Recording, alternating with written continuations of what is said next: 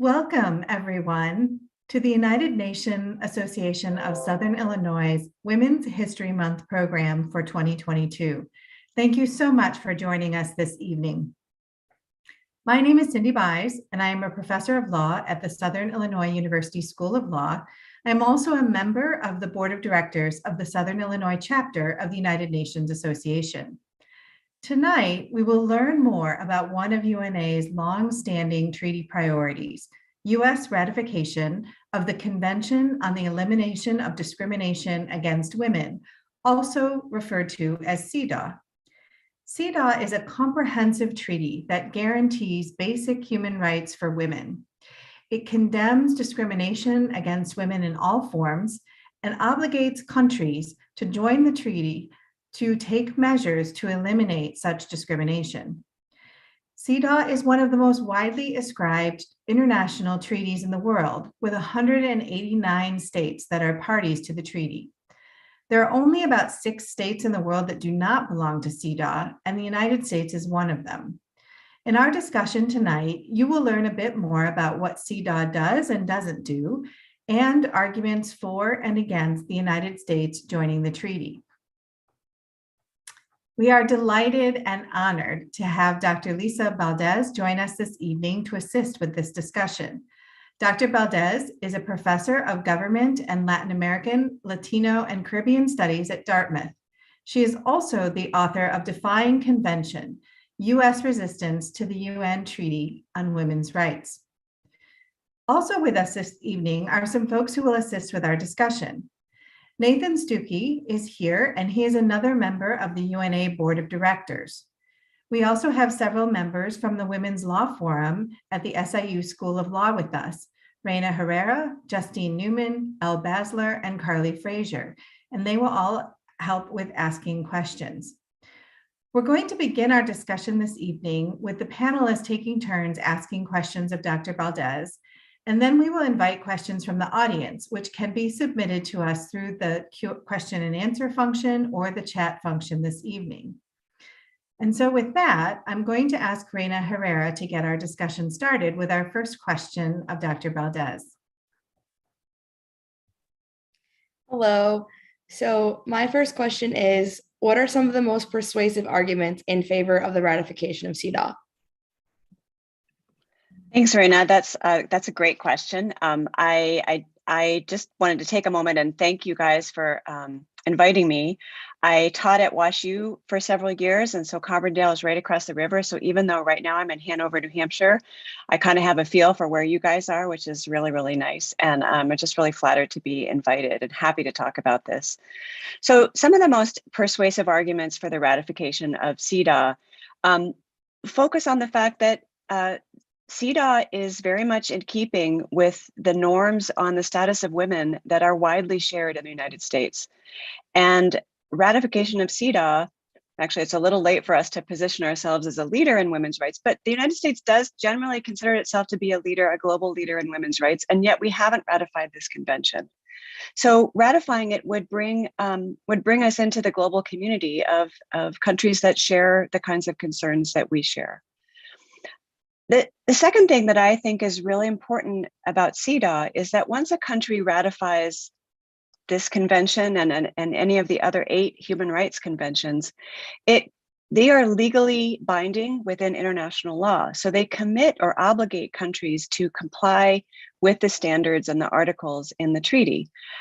And part of what is involved in the Cdaw process is a process of regular reporting on how well a country is doing in terms of complying with the standards and the articles of a treaty.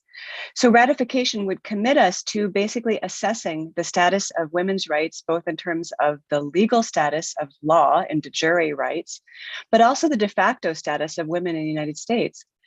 And that's something, for all the care that we have about women's rights, we have never done as a country, to sit back and really take stock about where we are in terms of measuring up to global standards of women's rights. Thank you. Yeah, those were really persuasive arguments for. So what are the strongest arguments of the opponents of ratification? So that's a great question, Carly. It's a really important question. Cdaw was signed by the UN General Assembly in 1979, and it since then has been ratified, as Cindy said, by most of the countries in the world. For, I think, starting around the middle of the 1980s, it started to be debated in the Senate, and the Senate has actually held hearings on Cdaw many times since 1988. And yet most of the people in the United States don't know about Cdaw, don't know that it exists, and certainly don't know that the US has not ratified it. But among women's rights organizations and organizations that have a more conservative leaning on the status of women and women's issues, all those organizations know about Cdaw. They're very well aware of it. And these issues are very hotly contested. Conservative organizations oppose Cdaw on two grounds primarily. One has to do with a general resistance to the United Nations and the idea that the United Nations as an international body can impose policies on the United States that we would not ordinarily ascribe to or pass in the domestic political context.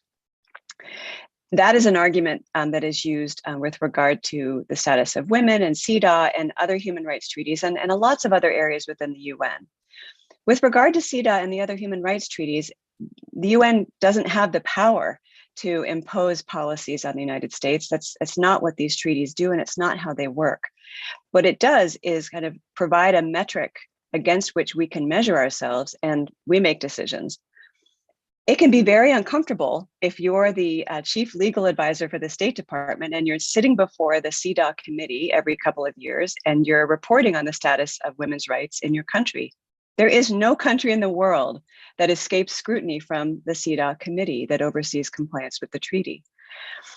So that is one main argument that opponents of Cdaw use. And the other has to do with abortion and the issue of abortion.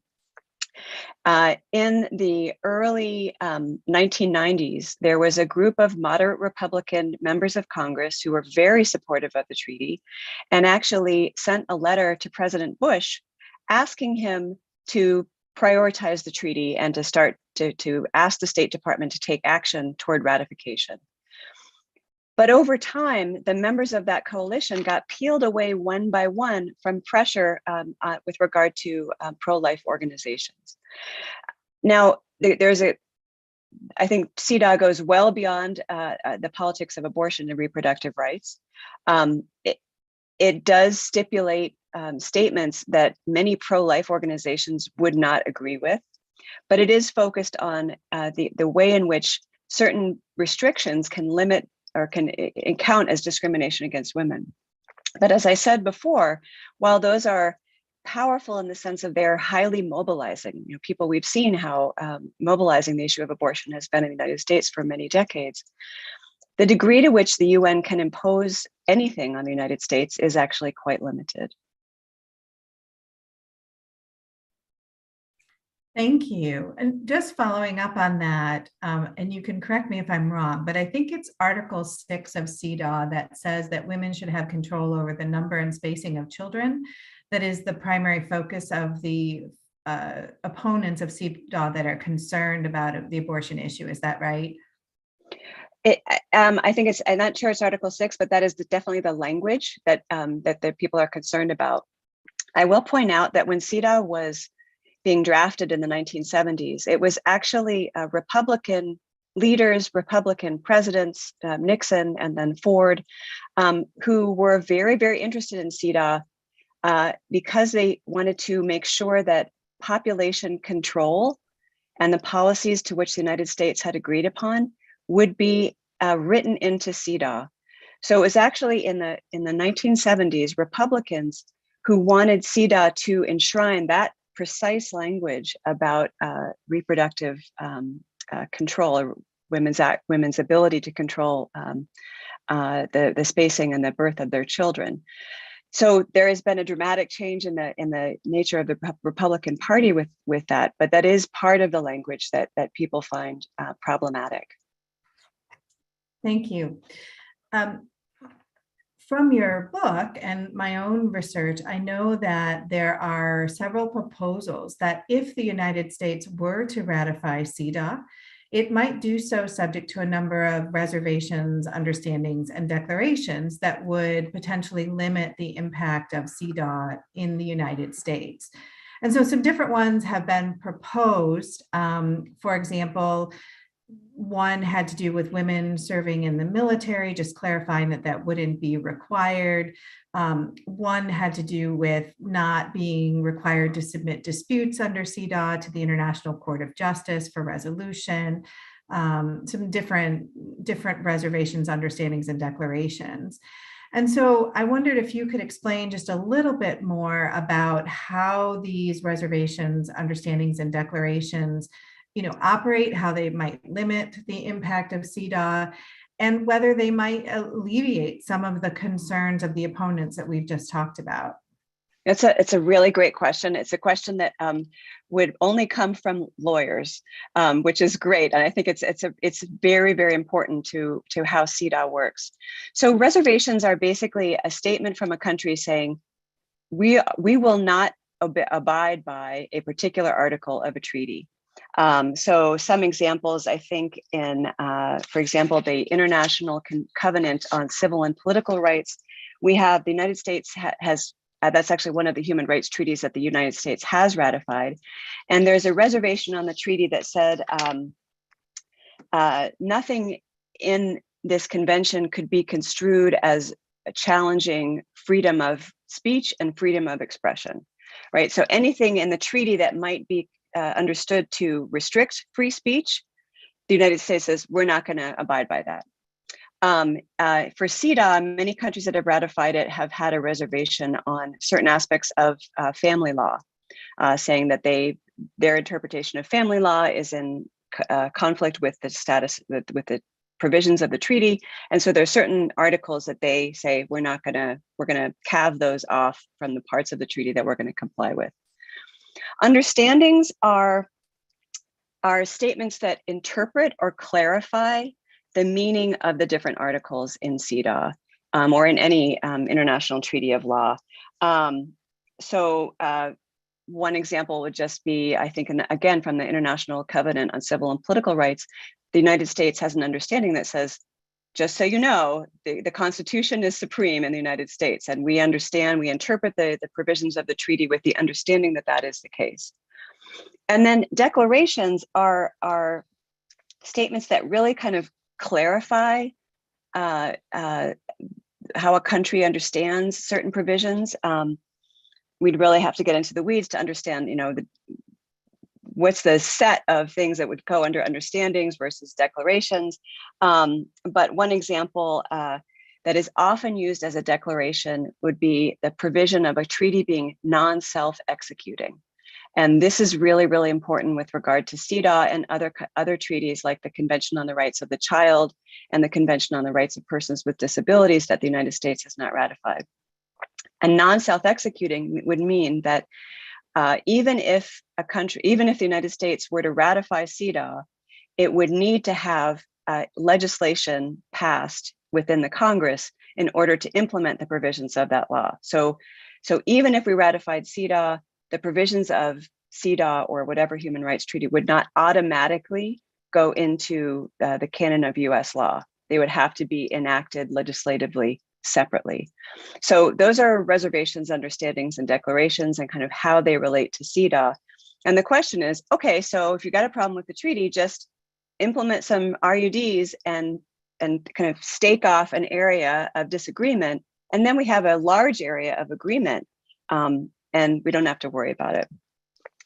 And what I've seen in the legislative history in which the Senate and other members and the House of Representatives at some point have weighed in on Cdaw is basically that same language. Like, okay, we'll have actually President Carter in 1979 sent 4 human rights treaties to the Senate and basically had every reservation, understanding, and declaration you could possibly think of with regard to the 4 treaties that he sent to the Senate, saying there's no way you can oppose these because we've covered every possible contingency.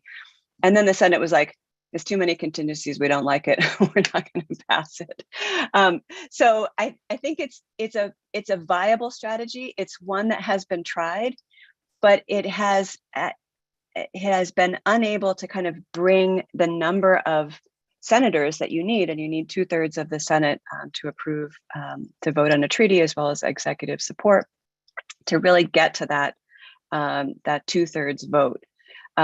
So yeah, I'm happy to talk more about specific RUDs. One thing I will say is that, so a country ratifies this treaty, or they ratify a human rights treaty, there is a committee that oversees compliance. And that's the committee that you would go to meet and present before every 4 years or so at the UN. And actually takes place in Geneva. The Cdaw committee has worked with many, many countries that have reservations and understandings and declarations on Cdaw to remove those reservations and to work with them on the interpretation of how Cdaw is relevant to the particular context of their country, to kind of roll back those reservations. And those efforts have been really successful in a lot of cases. So while there may be a strategy to get it passed, there's also, kind of a longer term game in terms of eliminating those reservations. Sort of keeping with Professor Bai's references to your book, you argue in your book that Cdaw could help protect victims of domestic violence. Would you mind elaborating on that? Oh, I'd be happy to. I'll say at the outset that it's an argument that is, what shall I say, kind of theoretical, meaning that the pragmatic prospects for Cdaw in terms of domestic violence are slim. And as lawyers and as law students, you'll understand why when I talk through the logic of this. So women in the United States, basically how I understand this, and I am not a lawyer, and I welcome your input on this. Women in the United States enjoy a huge array of statutory rights, but not all of those rights are protected by the Constitution. And the reason for that has to do with the doctrine of state action, that the Constitution protects us basically from violations of our rights committed by the state. It does not protect us in theory or in practice from violations or discrimination committed by private actors. And in most cases, domestic violence is by definition committed by private actors. I would say even our statutory law on domestic violence could use a lot of work. It's not ideal. It's certainly not ideal with regard to standards that other countries have held with regard to domestic violence and sexual violence.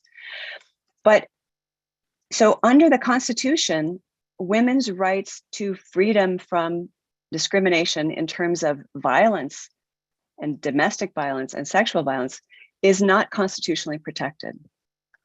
There's a case in this that went before the Supreme Court, Gonzalez versus Lenahan, in which, I'm sorry, that was a different case, Castle Rock versus Gonzalez.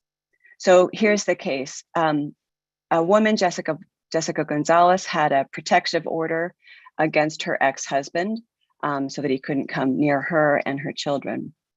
But one night she called the police to let the police know that her ex-husband had violated the protective order and was threatening her and her children.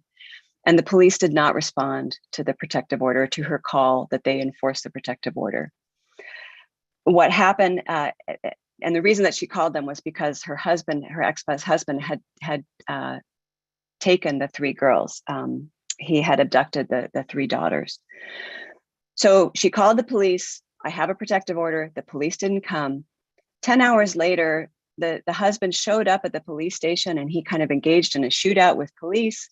And when that was over, they found that the 3 daughters were in the back of his pickup truck and had been killed.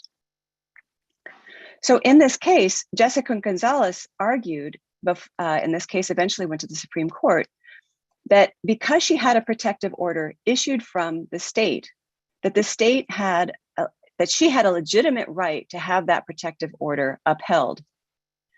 And what ultimately happened in the case, as far as it went to the Supreme Court, was that the Supreme Court said that anytime it's a very complicated case or complicated decision, but anytime the state has discretion in terms of enforcing the law, then there is no constitutionally guaranteed right to enforce the law or to engage that protective order in that instance. Jessica Gonzalez, who later became Jessica Lenahan, took the case to the Inter-American Court on Human Rights, which is in the United States jurisdiction because we have signed the American Convention on Human Rights, which is a regional human rights treaty. That court actually said, yes, the United States does have to protect Jessica Lenahan from violations of her rights, but that case doesn't have a lot of jurisdiction, doesn't have jurisdiction in the United States. So to get back to Cdaw, Cdaw has an explicit provision that said that the state must protect women from, and let me get the language right here, that the state has an obligation to take all appropriate measures to eliminate discrimination against women by any person, organization, or enterprise. So basically by private actors, and that's Article 2E of Cdaw. So ratification of Cdaw, or at least Cdaw itself, provides what I consider to be a more muscular defense of women's right to freedom from domestic violence than the US Constitution. Now, you guys are law students and you're American citizens, and you know how difficult it is to challenge the sanctity of the US Constitution. However, I think most women and many men would assume that the United States Constitution does protect women's rights in a very powerful way. Yet I think this is a lacuna that is worth considering, and one that Cdaw, and thinking about Cdaw again, really theoretically, because this means it has to be ratified, it has to be made executing under US law, and it has to be interpreted in this particular way, which would violate the Constitution. So a lot of things would have to happen. But as an intellectual exercise, it shows us something important about the issue of domestic violence that I think people aren't really thinking about, and we should. I'll jump in there before we ask the next question and just say you did a great job of describing the Gonzalez-Castle Rock case. But I don't think it would necessarily violate the Constitution, particularly if we had implementing legislation for Cdaw. We have all kinds of civil rights legislation that extends protection against violations of rights by private parties. And you could do the same here, if we were to ratify Cdaw and then have implementing legislation, you could extend some of the protections of Cdaw through that legislation to private parties separately from the Constitution. So I think there is a path there if we were to ratify. That's great to hear. I really appreciate that. And I'm also glad to hear it. Very good. All right. So let's go on to our next question. I'd like to ask one, if it may be relevant about this point. Sure. Reading Defying Convention, you go through just minute detail of the political ins and outs and battles and so forth, which I really appreciated and learned a lot. But I was curious about any instance that you can think of, if there's ever been any successful persuasive attempt for a previously reluctant legislator to who might have switched positions on this and become a supporter. And if so, what was successful? What was able to persuade someone to support Cdaw who might have been opposed initially?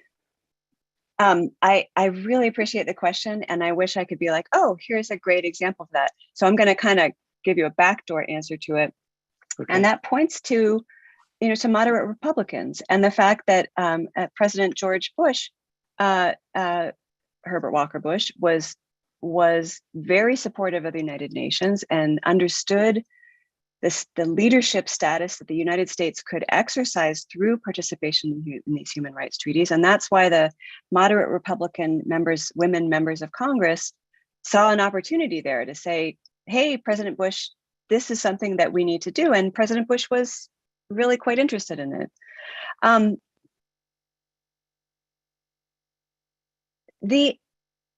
I think that the real stopping point, and it's not necessarily an intellectual stopping point, it is a political stopping point on the issue of reproductive issues and reproductive rights and abortion and pro-life.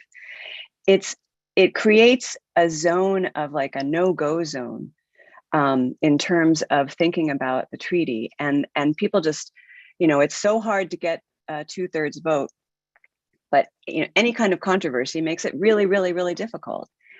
What I would love to see, and this is a strategy I think that hasn't really been tried, is really engaging what the treaty would do, and really talking about points of consensus among between the parties in terms of issues where we share views, and seeing if that might work. And that's one of my main arguments that I make in the book is that Cdaw does not dictate policy. Cdaw obligates us to participate in a process of accountability and review of the policies that we have, with an eye toward moving toward certain rights. But the Cdaw committee is very respectful of the political and historical and cultural context within individual countries. So, it's no surprise to you guys. You are well aware of this, of the polarized climate in which we live, and the limited opportunities for real dialogue and discussion on an issue that quickly gets overtaken. When President Obama, it was during the Obama administration, people also thought this is a great opportunity. This is a moment where Cdaw could make some progress. And Cdaw opponents framed Cdaw as anti-Mother's Day. And they did so on the basis of a very brief, a misinterpretation of a very brief statement made to a single country in a particular year, and really kind of expanded on that. And that kind of language is, that makes it hard to engage in dialogue. It's so polarizing. And so I think that, there's a broader question, not just about Cdaw, but, how do we really engage each other at all on any kind of issues? But I think there's a lot of room for shared ground and, for consensus on all kinds of issues, education and other aspects of healthcare and employment and political rights and property rights, all kinds of things, the status of rural women that haven't really been explored. Okay, thank you. Yeah, Thanks. it's a little more depressing than I hoped. Justine, perhaps you would like to ask your question, which maybe follows up a little bit from what we were just talking about. Yeah, of course. So we've danced around the question a little bit, but with some of the RUDs we've already discussed, or without, what kind of catalyst or movement do you anticipate that it would take to prompt the US to ratify Cdaw? I see someone in the comments section just mentioned possibly the Me Too movement. So just want to Yeah. So I think the Me Too movement is a really great example and worth exploring. And I see kind of two paths forward on Cdaw. And one is precisely the kind of thing that we're doing here tonight, having a very local level discussion about Cdaw. And I hope we can talk about the more local impacts at the state and municipal level in a little bit. But this is kind of a more of a grassroots, bottom up way of thinking about, when I talk to groups of young women, a lot of them are just outraged. It really, the fact that the United States hasn't ratified Cdaw challenges their view of what they think the United States is and what the United States stands for, and find it very mobilizing. But it hasn't been an issue that a lot of people know much about. It's been largely kind of constrained to the Senate and to the Congress and to a constellation of women's organizations that operate at the federal level. So one thing would be to talk about Cdaw in terms of, as one of my students asked me when I was teaching about Cdaw for the first time about 10 years ago, she said, what does this have in stake for the Brown family? Like, what does this mean for me? And I think that's an important question. And I think that is the important question. And it's been missed because of the way that both Cdaw supporters and Cdaw opponents have framed the convention, which is in terms of policy, that it's going to, advocates of Cdaw talk about ratification is like this light switch that's once you turn it on, a certain set of policies is going to all of a sudden be possible where it wasn't possible before. And I think that's a misapprehension of how the treaty works.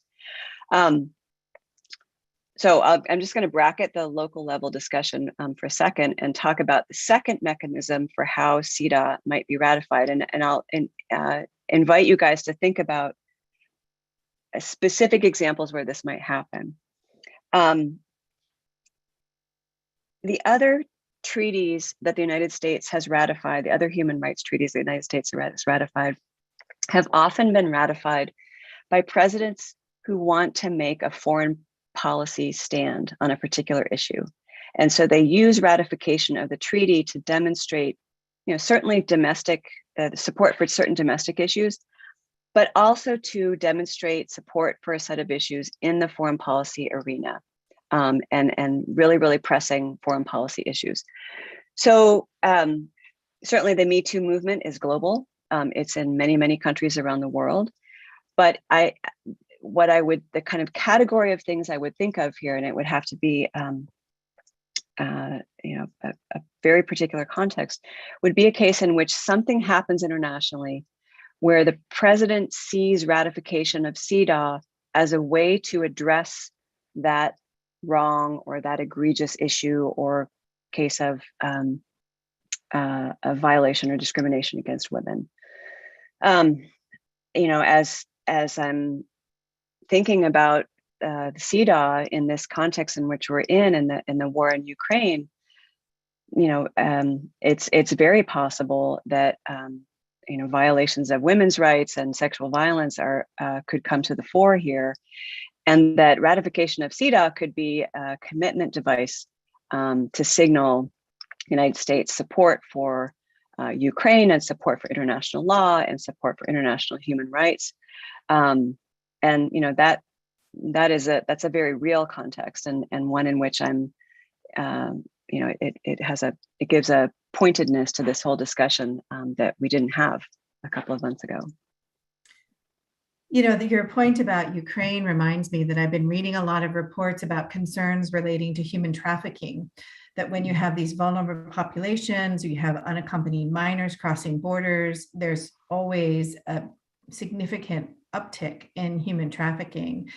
And, being part of Cdaw, sort of, again, emphasizes our commitment to women's rights in particular. Not that all trafficking victims are women, but disproportionately, we do see sex trafficking, and we see that of women more than men. So it is relevant, I think, to what's happening in Ukraine.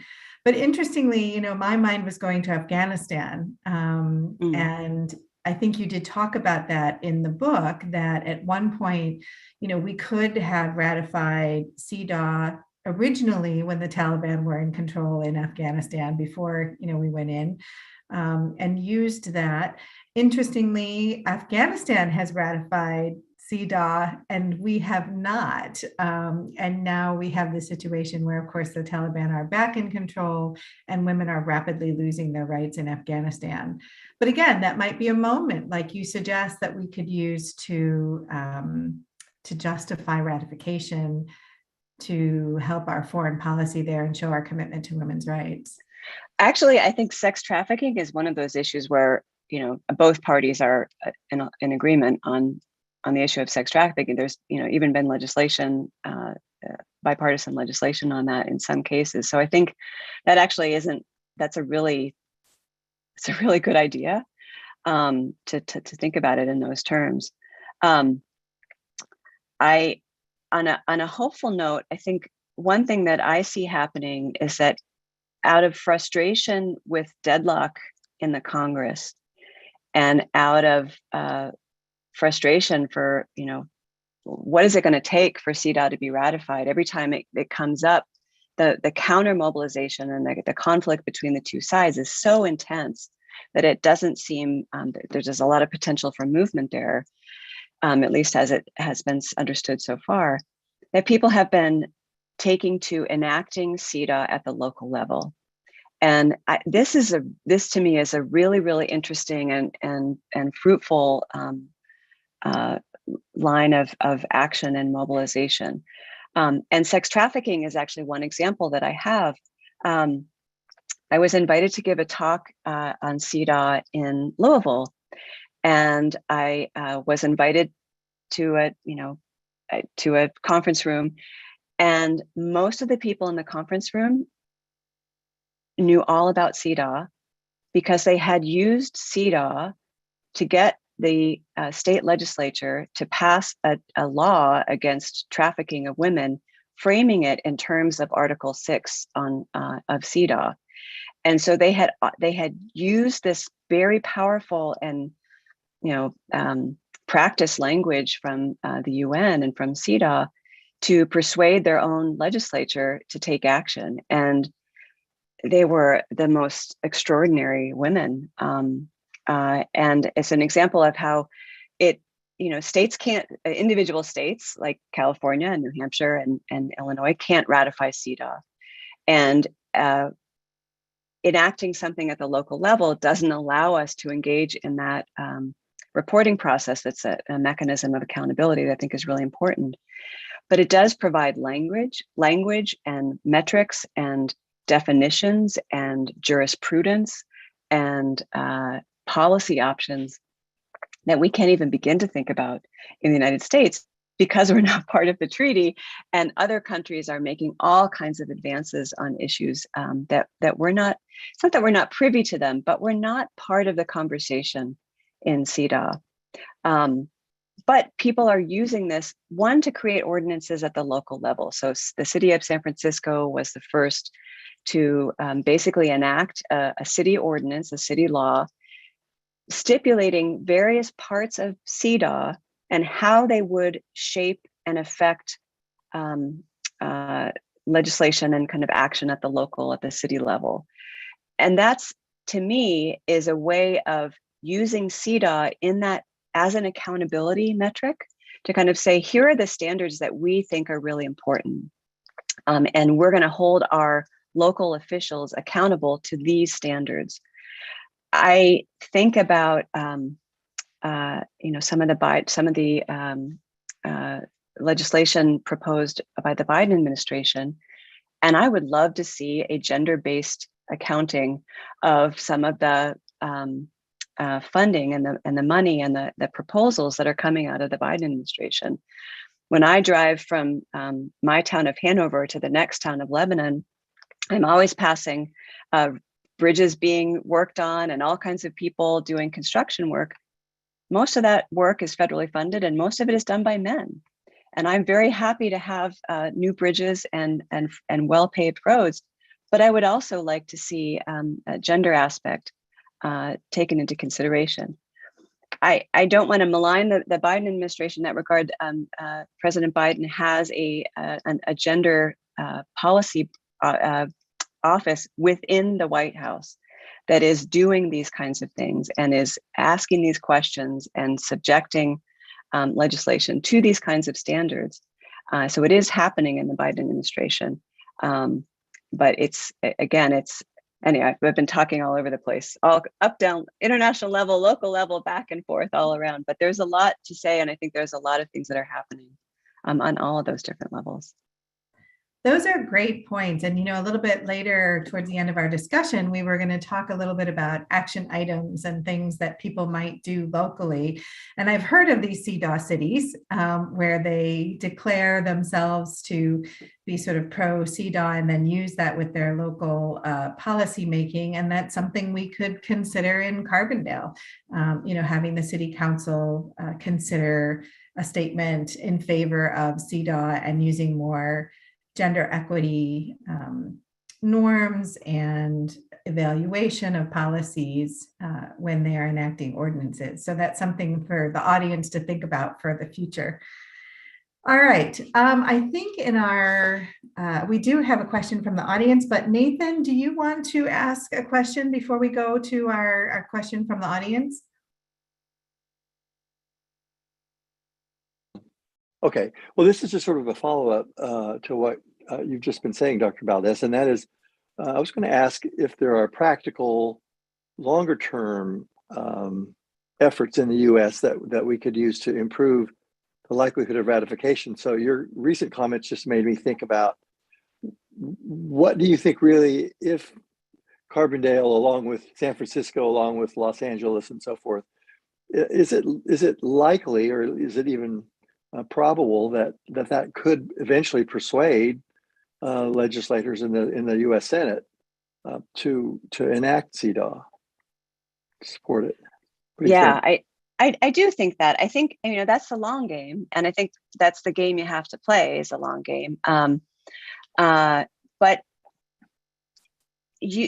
think there is a way in which those kinds of actions that are Cdaw is so much in keeping with what's happening with regard to the status of women in this country and many countries around the world, that we don't have to go out and reinvent the wheel. We don't have to come up with a whole set of policies. That's already been done, and we can use that infrastructure, we can use that architecture to think about policy. So you have to have some creativity, but the basics are there.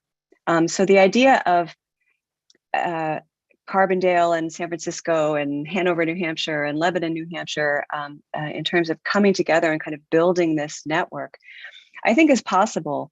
I think, one of the limitations of that, and I'm sorry, I'm an academic, I'm going to point out some limitations of that, are that, the San Francisco ordinance was really effective. It was very visible, but it takes ongoing push for people to demand implementation, and to demand that those standards be held and that they be interpreted in a way that actually forwards women's rights, and that they're appropriately funded.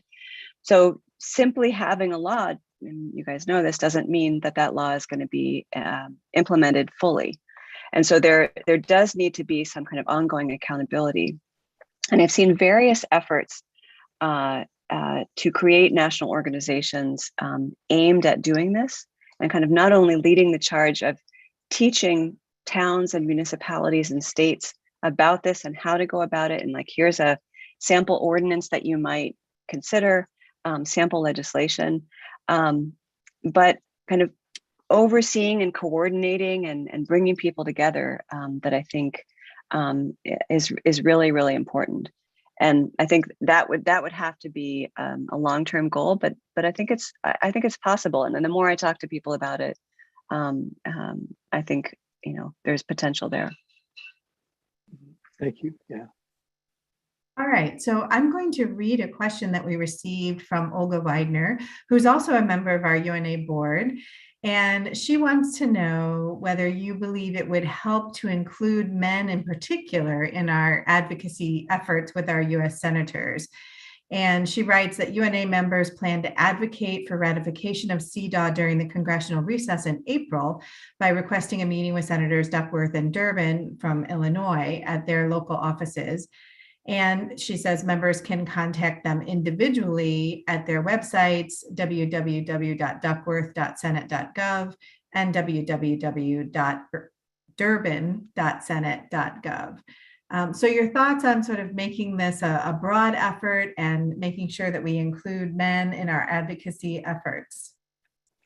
I think it's a great idea. And I think, first of all, Senator Durbin has been a longtime advocate of Cdaw. So is President Biden.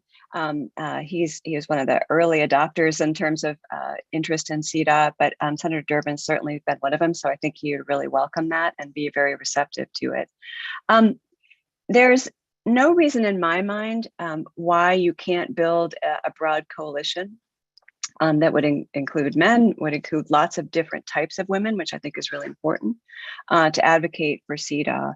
I think there's a different point of critique that has been launched against Cdaw, and that has to do with a more progressive critique that it relies on a dichotomous definition of gender difference of men and women, and gender queer doesn't fit easily into that category. And so there's been I don't see any reason why men can't advocate for it, but there is, just to kind of bring that into your awareness, a point of critique of people thinking, well, this is inadequate because it relies on traditional conceptions of gender difference.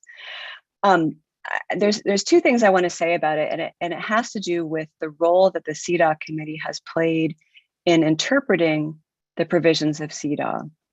Let me return to the issue of domestic violence to illustrate it. If you read the formal text of Cdaw, it doesn't talk about violence against women explicitly in any of the articles. It's just not there. And that reflects the time in the 1970s in which Cdaw was drafted and passed by the General Assembly. It seems hard to imagine, but violence against women was not a phrase. Domestic violence was not a phrase. It was something that was just kind of coming into our consciousness as an issue. And it happened pretty quickly after Cdaw was ratified or was passed by the General Assembly. But in the interim, the Cdaw committee has drafted and adopted a series of very detailed recommendations, and they're called general recommendations, that articulate the ways in which violence against women and sexual violence is relevant to every article of Cdaw. And so that's another way in which participating in the treaty would kind of, we have a lot to learn there. But there's ways in which the treaty has continued to kind of grow and change to reflect changes over time and changes in jurisprudence with regard to these issues. Now, I'll be perfectly honest, a lot of people find that troubling, that the way the convention has been understood has evolved over time.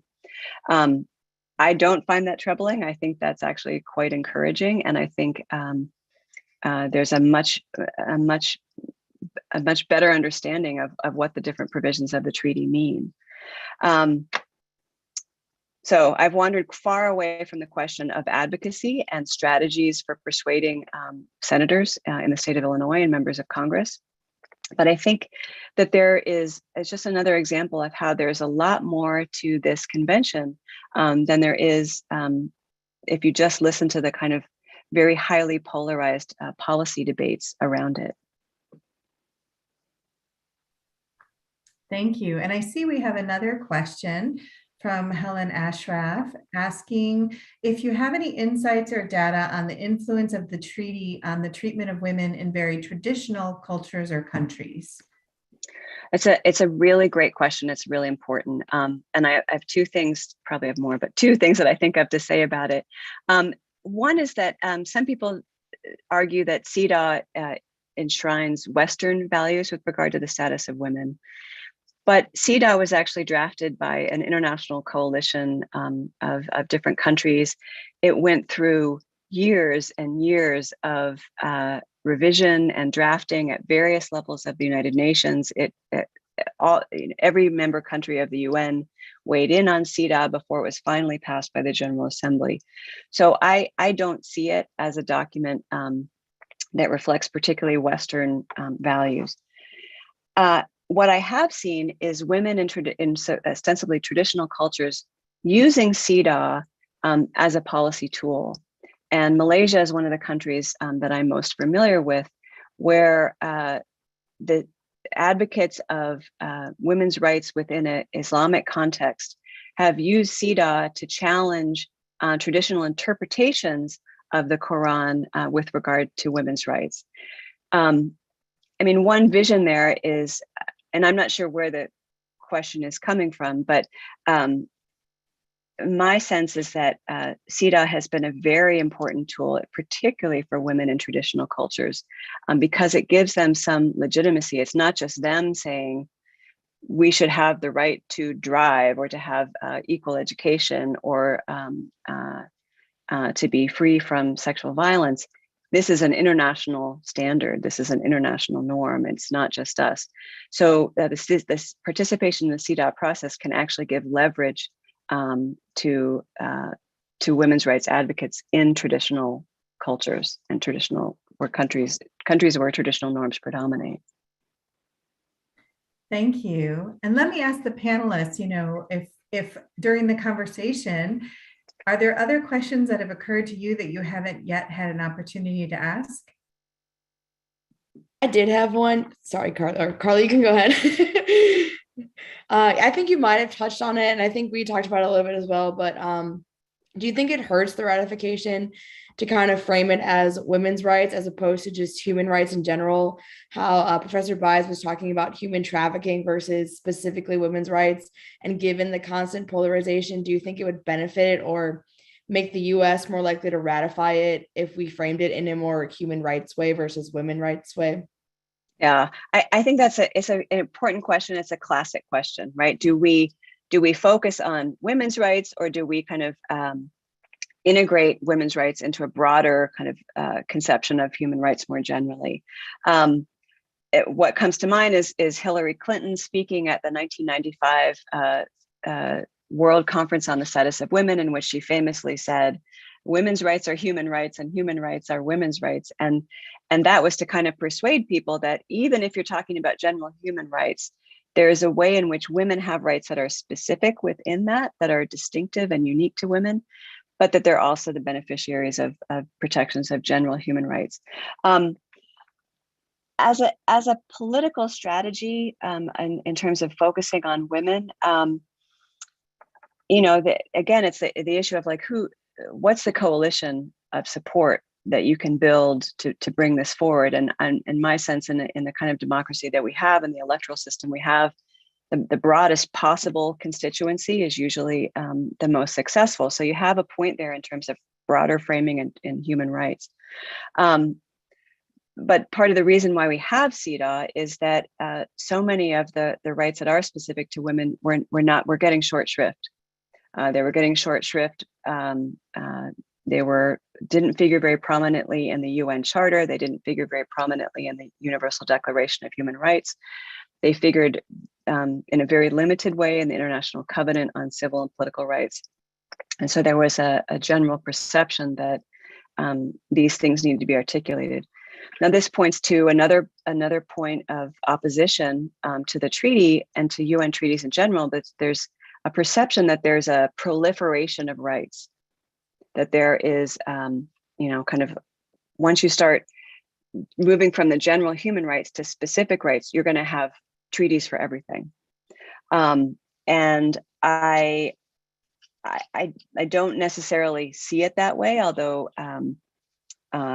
you do need to have a certain level of state capacity to be able to comply with all these things and do the reporting that needs to be done, and to kind of just keep track of all your obligations to the United Nations.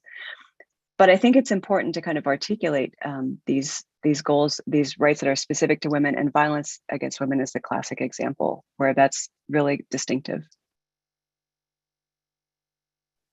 Similar to Helen's question in the chat, have we actually seen like positive change after ratification?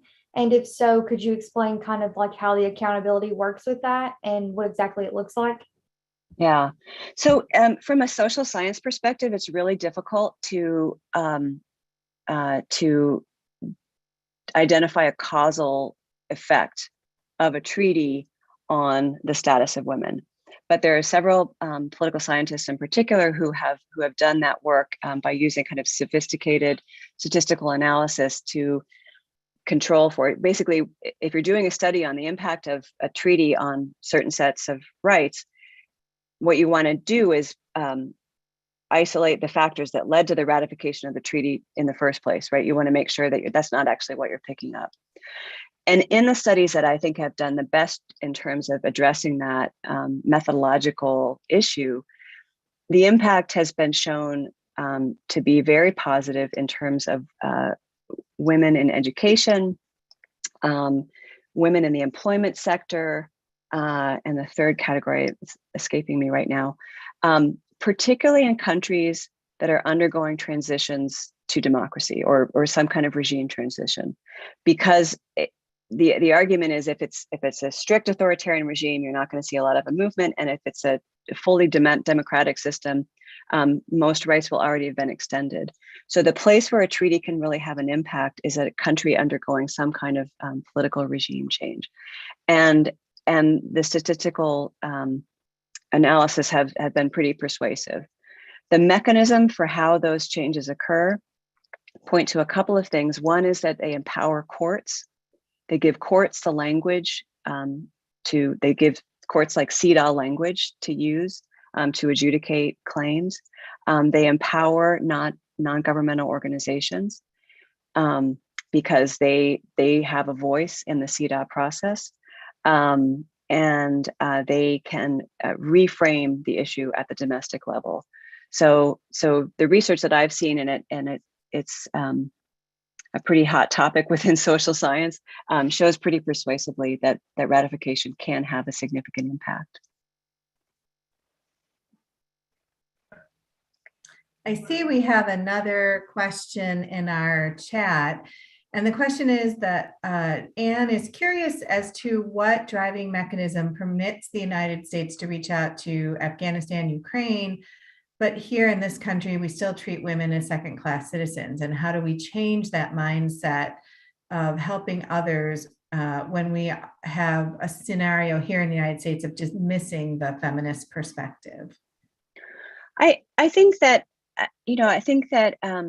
from a kind of a classic liberal rights-based perspective, the United States has always aspired to support women's rights and to expand women's rights. Not always, but from a liberal perspective, yes, and to enshrine those principles in our foreign policy.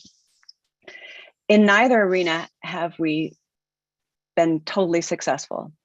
But I think it is really important to do both simultaneously. I think it is, I'm going to cry thinking about it, but I have been working with a young woman who is an Afghan refugee who moved to Hanover, God help her, this tiny little town in New Hampshire. She was a very prominent women's rights advocate in Afghanistan. She had a significant impact on shaping women's policy, women's rights policy in Afghanistan, and she's, just facing extraordinary difficult situation in her personal life, but also watching the things that she worked for just be unraveled. And Afghanistan is a very complicated case for the United States, but the impetus of providing a space in which women are protected and women's rights are expanded and defended is really important. And we're not there domestically, and we're not there in terms of our foreign policy, but that is the right direction to take. A lot of opponents of Cdaw will say, well, how could Cdaw make a difference? Saudi Arabia has ratified Cdaw, and Saudi Arabia has ratified Cdaw, and it's been a really important tool for Saudi women, legitimating their concerns and their demands in the international arena, whereas in the domestic level, they're not necessarily getting a lot of support. So I sympathize with the question. I think there are lots of contradictions there, but I think it's the right goal and the thing that we should be aspiring to. Thank you. One topic that we have not touched on this evening is the gender pay gap. And I thought we might, before we finish, just touch on that and talking a little bit about the difference between equal pay and comparable worth. And maybe you could expand a little bit on that and, what Cdaw might do or not do with respect to issues of the gender pay gap. It's a great question. It's not the issue with regard to Cdaw that I've focused on the most. And so I might be answering it in a more general way than you might want.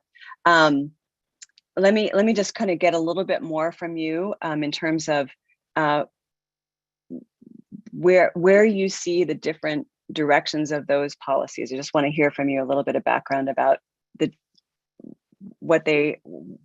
how you see them differing from one another. Yeah. So one issue with gender pay that we've seen is that people say, okay, you should be paid the same for doing the same job, right? Regardless of gender. But another area where there are gendered differences is where you could have two different jobs that require the same amount of experience and education, but the one that is more traditionally filled by women is paid lower. And so I'll give you an example from our own university that happened a couple of years ago. We had a pay scale where jobs in our physical plant, which were traditionally filled much more frequently by males, were paid and had a certain, educational level or experience level in order for someone to qualify for the job, were paid at a particular rate. And then jobs in our healthcare and nursing area, which had the same requirement for, say, a bachelor's degree and a certain number of years of experience, were paid at a lower rate. And so that's what I mean by comparable worth, as opposed to, being paid exactly the same for the same job. Now, happily, the university did fix the problem after it was brought to the university's attention, but we do see this sort of, across society. And my understanding is that some advocates say that Cdaw uses more of a comparable worth standard, and that would be a good thing. Some people don't like that. Yeah. So I'm not familiar with the Cdaw's perspective on that particular issue, but one thing that's relevant here is Article 5 of Cdaw, which prohibits discrimination in terms of gender stereotypes. And I'll be very honest with you, I find this a really murky area. Basically, Cdaw defines gender stereotypes as a mechanism for sustaining discrimination against women. So you have to undo gender stereotypes that feed into discriminatory patterns. And so in the issue of the pay gap, I mean, this is one thing that's relevant, right? Like if certain sectors of the labor force become seen as gendered or occupied primarily by women, there tends to be lower pay associated with those job categories. So I don't know that Cdaw has done that, but it is one way of kind of addressing the issue of discrimination that is not typically the way we talk about it in terms of how gender stereotypes feed into that financial inequality. And the reason I find it troubling is because it just seems really difficult in terms of how you would do the work of undoing those gender stereotypes to the extent that Cdaw envisions. I don't have a good concrete sense of what that would look like. And there is one more question I see in the chat, which has to do with the Lilly Ledbetter Act, which had, addressed certain aspects of unequal pay for women, and why that really hasn't done more to change how America pays women. And I don't know if this is an area of expertise for you or not, but I thought I would share the question. I'm gonna not take that question because I don't want to put myself in a position where I might speak out of turn. I don't know if you've sensed this from my discussion or from the book. I don't have a personal stance on whether or not the United States should ratify Cedaw, and so my perspective is more of an analytical one, saying like, here's some of the reasons why we haven't ratified it. Here are some of the impact that Cedaw might have were we to ratify it. And here's some of the history behind it. And my goal with that, I did have the normative goal of wanting people on both sides of the aisle to see the issue differently and to kind of reframe the debate around Cedaw. So there's an issue of it in our discussion. It's been very much focused on the assumption that ratification of Cedaw is a good thing. It's an issue that, as you mentioned, the United Nations Association is a priority goal, is ratification of Cedaw, and I would imagine of the Convention on the Rights of Persons with Disabilities, the Convention on the Rights of the Child, and the other treaties as well. But as an academic, I want people to kind of understand how it works and to reframe the issues a little bit and to kind of put it out there for advocates to take as they will. So that's not an exact answer. That's not an answer at all to the Lilly Ledbetter question, but I like to stay within the bounds of my research. That's where I think I can make the most difference. So to answer that question would put me well beyond it. Understood. Well, I mentioned earlier that we wanted to be sure to talk a little bit about action items for those of you who are interested in, what more can be done. As you mentioned, and as I mentioned earlier, having the United States ratify Cdaw is a treaty priority for the United Nations Association. And so I made notes as we were talking this evening of about 3 things that have been recommended. And one is sort of having these conversations at a local level. and educating the public more about what Cdaw is and isn't, what it does do, what it doesn't do, maybe getting rid of some of the myths that surround it, and just talking a little bit more locally. And then also at the local level, we talked about these Cdaw cities, and having more local bodies that perhaps borrow language or policies from Cdaw to help inform local policies. And then thirdly was advocating, of course, our congresspersons and particularly, our senators, because they're the ones that get to vote on ratification of Cdaw. But are there any other items that you would mention that I haven't covered? I think those are really important, but I'm just want to talk about why these are so important right now. The invasion of Ukraine is a violation of international law, and that is part of the way that this this conflict is being covered, and part of the way it's being talked about. Many Americans don't know a lot about international law or international human rights, or how the United Nations works. And there's a lot of misconceptions, and there's a lot of antipathy toward the United Nations that I think there's a broader context in which discussions about Cdaw is a part of that. And I think anything that we can do to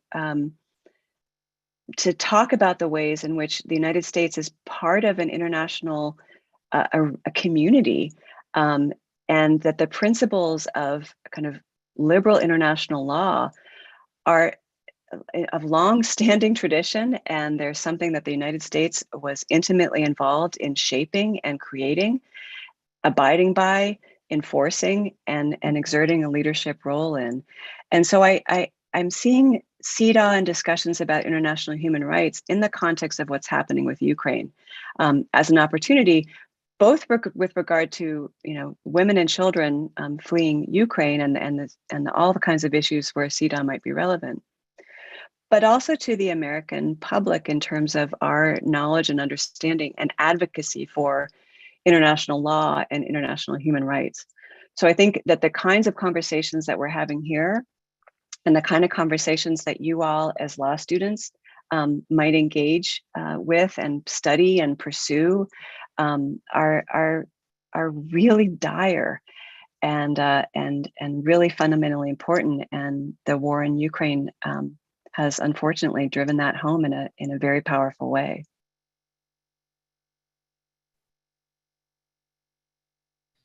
Well, thank you very much for drawing that connection. As someone who also teaches international law, I love that you're, advocating for its importance. And I've been thinking about that in Ukraine as well.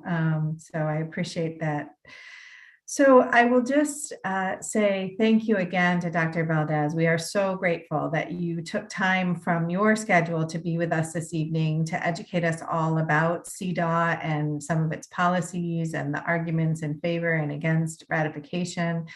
Thank you to my co-panelists. You were fabulous, and I was so glad to have you with us tonight, and I hope that you all learned a bit as well. And thank you to our audience. We received some great questions this evening, and I hope that we were able to educate our local community a little bit more about Cdaw and why the United States might or might not consider ratifying it. And with that, I think we will conclude the evening's program. I wish you all a wonderful evening, and go out and be great advocates for whatever you are passionate about. So thank you again.